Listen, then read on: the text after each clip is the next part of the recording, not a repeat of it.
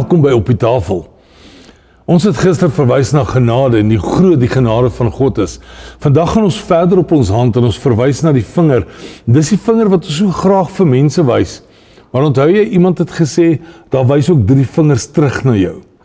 Die vinger wat sê, ons het almal gesondig. Die vinger wat eintlik dit uitwys en sê, daar is sonde in ons lewe. En hierdie sonde het gemaak dat daar 'n skeidsmuur van God is. 'n afwesigheid van wie God is in my lewe. 'n afwesigheid van die werklikheid, die realiteit van wie God is. As ons in die woord gaan kyk, dan sien ons in Markus 16 vers 16, in Handelinge 2 vers 38 en 39, in Matteus 29 vers 18, op 'n wydheid van verskillende plekke sien ons, bekeer jou en laat jou doop, en jy sal die gawe van die Heilige Gees ontvang. Hierdie verloop was altyd dieselfde.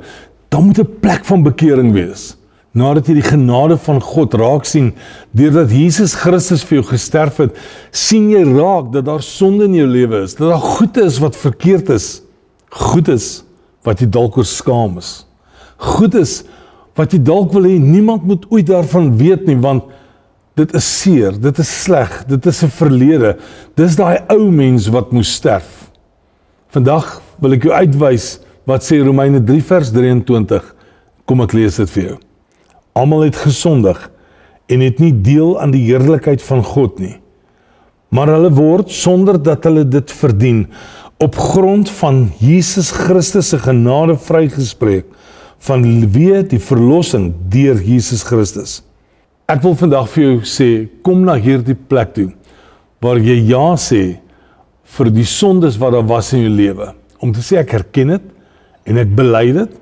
Ek bekeer my, ek draai my lewe om, weg van daai verkeerde lewe en ek verstaan, ek aanvaar die genade van God ook in my lewe. Kom ons bid saam.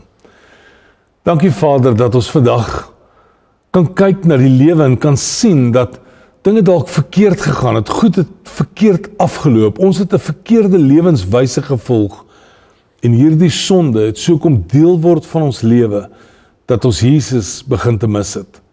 Vandag sê ons dankie dat ons kan leer van die genade, maar ook kan verstaan, wanneer sonde in my lewe is Jesus afwesig. En ek kom vra vandag dat U ons sal help, dat sonde deel sal wees van 'n verlede, en dat ons sal kan vry word in Jesus naam. Ons dankie en amen.